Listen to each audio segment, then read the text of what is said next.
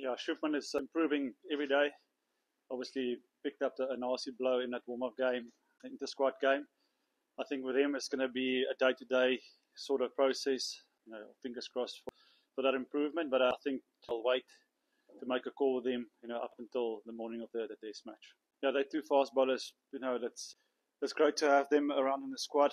I think they add a lot of variation to the attack, especially Harshit. He bowls at a good pace. He finds a way to also extract some bounce out of the surface. Yeah, for me, for them, it's their first tour. Prasit had a bit of experience now with the SA, with the India A tour. He had a bit of game time but for Harshit, it's a bit of unknown. And my message to him was just when I toured my first time here, playing in Australia, it's an intimidating place. Is to listen to the stories, take the advice. But, for me, it is just staying in your own bubble and finding those experiences, work them out for yourself. He's obviously here for a reason. He's got the skill, he's got the talent. And, yeah, just to keep on working hard and for us, sort of knock that door down, that he can put his name into the hat and into contention to start on the 22nd.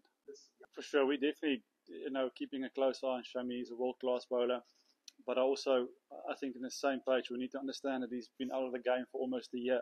And we also need to respect him and respect his body as well. So for us, it's a massive win that he's back playing. It was a great win, for him picking up wickets in that first game. So how can we give him the best support? How can we give him, the best opportunity to find his way back into the team? And it's going to be by, being patient and giving his body time to find its feet again, with red ball, with white ball, whatever format it might be. So working closely with the people back home, back to see him back in the field because he is a world-class bowler. Yeah, Jesse was a guy that, immediately sort of put his hand up and he wanted that leadership role. I think he's been very successful here in the past. He knows what to expect. In the dressing room, he speaks well. And he's a guy that I know that will, with the ball in hand, will lead from the front, and then the rest of the younger guys will follow. So, for him, it's an exciting sort of challenge ahead. But again, we've got Virat, we've got Kohli. There's a lot of experienced guys that will help him, and I'm sure when he's bowling and there's a million things going on in his head, that will settle and bring a bit of calmness into the team.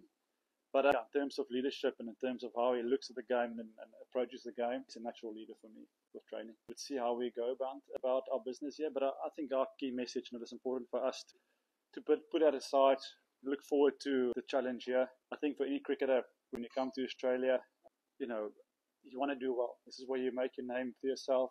Virat is, like we know, the intensity and the professionalism he trains with is always top level. And again, as a batting unit, there's been a lot of conversation on how they're going to go about, finding a blueprint to put runs on the board. We know in Test cricket, especially over here, if you've got a total on the board, you can create, pressure with the ball. And we've got a bowling attack that we believe that can bowl Australia out and take 20 wickets. So, from Virat's point of view, showing sort of things that worked for him in the past. But again, I think with that is the intensity he trains with.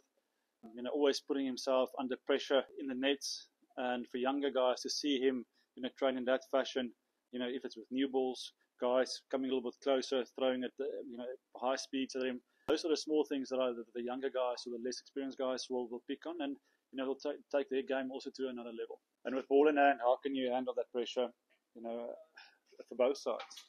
We've got guys in our lineup that's going to look to play a certain way, try and put pressure back on the team, and can we pick the right moments to do that? So I think it's going to be about small moments in these sort of test series. Especially when I was playing back in the day, I found it here that if you can fight through it, that tough sort of periods and not give it away softly, at the end of the day, that is sort of the way you want to play your brand of cricket you want to play here. But in terms of keeping things under wraps, I think it's very hard. Things always find a way to leak. And like I said, there's a lot of information nowadays on any player and stats on venues. It's got that sort of batting all-round ability. And, he'll be a guy that can sort of hold the one end up for us. He hits the bat a little bit harder than you think.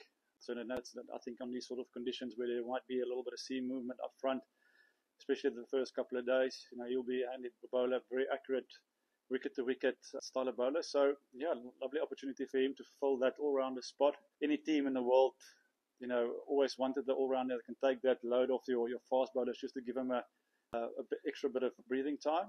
So how we use him, how Jasper is going to use him, with maybe with a spinner to give himself whoever is going to be the other quickest time to catch their breath a little bit is going to be important. But yeah, definitely a guy he's a player you can keep your eye on the series.